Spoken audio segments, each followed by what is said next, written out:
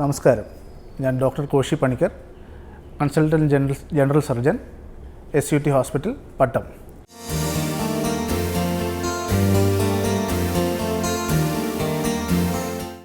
നമ്മളിന്ന് സംസാരിക്കാൻ പോകുന്നത് എല്ലാ പ്രായത്തിലും എല്ലാ ആൾക്കാർക്കും കണ്ടുവരുന്ന ഒരു രോഗലക്ഷണത്തെക്കുറിച്ചാണ്.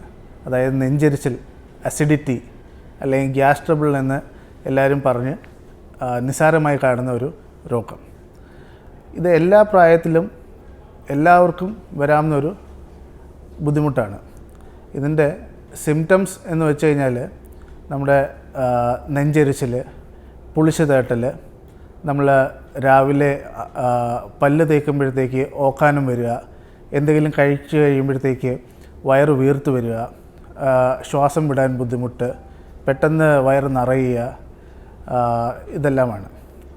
അപ്പോൾ എന്ത് കാരണം കൊണ്ടാണ് ഈ ഗ്യാസ് ട്രബിൾ അല്ലെങ്കിൽ അസിഡിറ്റി ഉണ്ടാവുന്നത് എന്ന് വെച്ച് കഴിഞ്ഞാൽ, ഒന്ന്, നമ്മൾ സമയത്തിന് ആഹാരം കഴിക്കാതിരിക്കുന്നത് തന്നെയാണ്.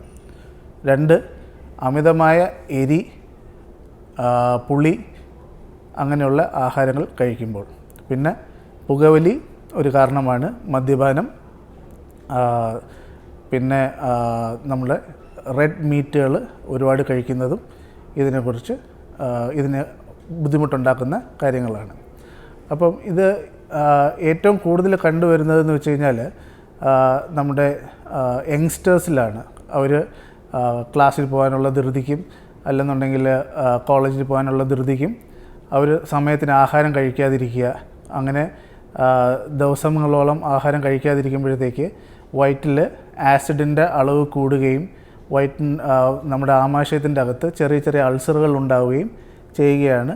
അതിൽ വഴി അവർക്ക് നെഞ്ചെരിച്ചിൽ, ആഹാരം കഴിച്ചതിന് ശേഷം ഛർദിൽ, അല്ലെന്നുണ്ടെങ്കിൽ പുളിച്ച് തേട്ടൽ, ദഹനക്കുറവ്, അതെല്ലാം കണ്ടുവരാം. പിന്നെ നമുക്ക് രണ്ടാമതുള്ള കാരണമെന്ന് വെച്ച് കഴിഞ്ഞാൽ, നമ്മുടെ പിത്തസഞ്ചിയിൽ കല്ലുണ്ടെങ്കിലും നമുക്ക് ഈ അൾസറിൻ്റെയും അല്ലെന്നുണ്ടെങ്കിൽ ഗ്യാസ്ട്രൈറ്റിസിൻ്റെയും ലക്ഷണങ്ങൾ കാണാം. അതായത് ആഹാരം കഴിക്കുമ്പോഴത്തേക്ക് ദഹനരസം വരാതെ, ദഹനം ശരിയാവാതെ നമുക്ക് പുളിച്ചുതേട്ടലും അതിൻ്റെ ബുദ്ധിമുട്ടുകളും ഉണ്ടാവാം. പിന്നെ ഇടയ്ക്കിടയ്ക്ക് തൊണ്ടയിൽ ഇങ്ങനെ ഒരു ഇറിറ്റേഷൻ പോലെ വരുന്നതും ഇതിൻ്റെ ഒരു സിംറ്റമായി കാണാം. ഇത് ഗ്യാസ് ട്രബിൾ അല്ലേ അല്ലെങ്കിൽ ഗ്യാസ്ട്രൈറ്റിസ് അല്ലേ, നമുക്ക് ഇത് ചികിത്സയൊന്നും വേണ്ട എന്ന് പറഞ്ഞ് വിട്ട് കഴിഞ്ഞാൽ ഈ അൾസറുകൾ കാലക്രമേണ പതിയെ അതിൻ്റെ കോശങ്ങളുടെ വ്യതിയാനങ്ങൾ വന്ന് അത് ക്യാൻസറായി മാറാനുള്ള സാധ്യതകളും കൂടുതലാണ്.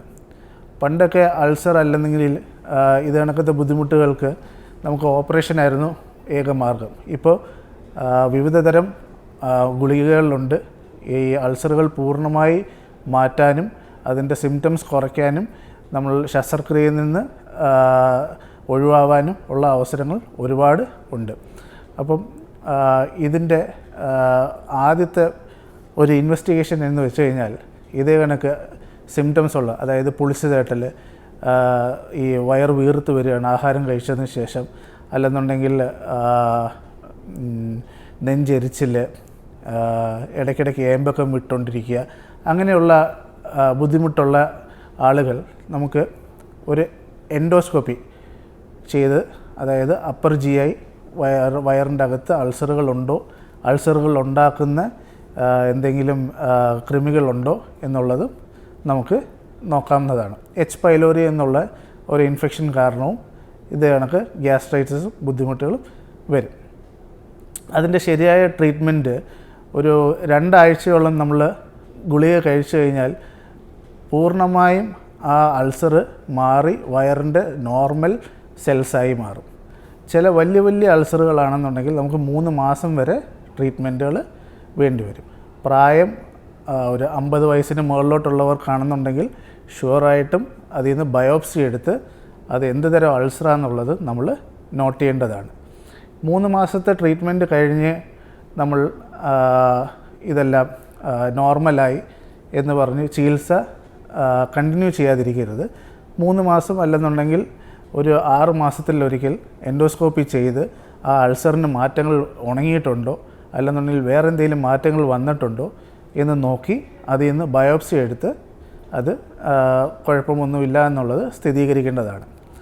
പിന്നെ ഉള്ളതെന്ന് വെച്ച് കഴിഞ്ഞാൽ ഈ മരുന്നുകൾ കഴിക്കുമ്പോൾ ഇതിന് ഉള്ള പഥ്യം അല്ലെന്നുണ്ടെങ്കിൽ ആഹാരക്രമം കൂടെ നമ്മൾ നോക്കണം. മരുന്ന് കൊണ്ട് മാത്രം നമ്മുടെ അസുഖം മാറില്ല, നമ്മുടെ ശീലങ്ങളും നമ്മൾ മാറ്റിയേ പറ്റൂ. അതായത് സമയത്തിന് ആഹാരം കഴിക്കുക, ഇടയ്ക്കിടയ്ക്ക് ചെറിയ ചെറിയ മീൽസ് ഇട്ട് കഴിക്കുക, എണ്ണ പലഹാരങ്ങൾ കഴിവതും ഒഴിവാക്കുക, ചായ കോഫി എല്ലാം കുറയ്ക്കുക, എരി കുറയ്ക്കുക, പുളി കുറയ്ക്കുക എന്നുള്ള ഭക്ഷണ രീതികളും നമ്മൾ ഇതിനോട് ചെയ്യേണ്ടതാണ്. ഇതിൻ്റെ കൂടെ തന്നെ പുകവലി ഉണ്ടെന്നുണ്ടെങ്കിൽ അത് നിർത്തേണ്ടതാണ്, മദ്യപാനവും അത് നിർത്തേണ്ടതാണ്. കാരണം ഇതെല്ലാം ഈ അൾസർ അല്ലെന്നുണ്ടെങ്കിൽ ഈ അസിഡിറ്റി ഉണ്ടാക്കുന്ന പുണ്ണുകളിലെ അതിൻ്റെ കോശങ്ങളിൽ വ്യതിയാനം വരുത്താൻ സാധ്യതയുള്ള ഘടകങ്ങളാണ്.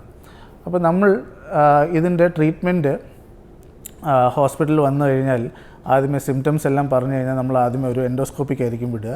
പിന്നെ നമ്മളൊരു വയറിൻ്റെ അൾട്രാസൗണ്ട് എടുത്ത് നോക്കണം. അൾട്രാസൗണ്ട് എടുത്ത് നോക്കുന്നതെന്ന് വെച്ച് കഴിഞ്ഞാൽ പിത്തസഞ്ചിയിൽ കല്ല് അങ്ങനെ എന്തെങ്കിലും ബുദ്ധിമുട്ടുണ്ടെന്നുണ്ടെങ്കിൽ നമുക്ക് അതിൻ്റേതായിട്ടുള്ള ഈ ഗ്യാസ്ട്രിക് പ്രോബ്ലംസ് ഉണ്ടാവാനുള്ള സാധ്യതകളുണ്ട്. നമുക്ക് ആമാശയത്തിലും അൾസർ വരാം, ചെറുകുടലിലും അൾസർ വരാം. ചെറുകുടലിൽ വരുന്ന അൾസറുകൾ കുറച്ചുകൂടെ നമുക്ക് ബുദ്ധിമുട്ടുണ്ടാക്കുന്ന തരത്തിലുള്ള അൾസറുകളാണ്. അത് ശരിയായ ട്രീറ്റ്മെൻറ്റ് എടുത്തില്ല എന്നുണ്ടെന്നുണ്ടെങ്കിൽ ചെറുകുടലിൽ ചെറിയ രീതിയിൽ വിട്ടുപോകാനും അവിടെ ഒരു എമർജൻസി ആയിട്ട് നമുക്ക് സർജറി ചെയ്യേണ്ടതായിട്ടുള്ള ആവശ്യങ്ങളും എല്ലാം വന്നു ചേരാം. പിന്നെ നേരത്തെ പറഞ്ഞതുപോലെ തന്നെ ഇത് ഒരു സിമ്പിൾ ആയിട്ട് ട്രീറ്റ് ചെയ്യാൻ പറ്റുന്ന ഒരു അസുഖമാണ്. നമ്മുടെ സമയക്കുറവുകളും കൊണ്ടും നമ്മൾ ശരിയായ രീതിയിലുള്ള ആഹാരങ്ങൾ കഴിക്കാത്തത് കൊണ്ടും മാത്രമാണ് ഈ ബുദ്ധിമുട്ടുകളെല്ലാം ഉണ്ടാകുന്നത്. അപ്പം നമ്മൾ ഈ മരുന്നിൻ്റെ കൂടെ തന്നെ ശരിയായ രീതിയിലുള്ള ആഹാരങ്ങളും ഈ പഥ്യവും ഈ ആഹാരക്രമങ്ങളും എല്ലാം നോക്കിക്കഴിഞ്ഞാൽ നമുക്ക് ഇതിൽ നിന്ന് കംപ്ലീറ്റായിട്ടൊരു ക്യൂർ കിട്ടാവുന്നതാണ്.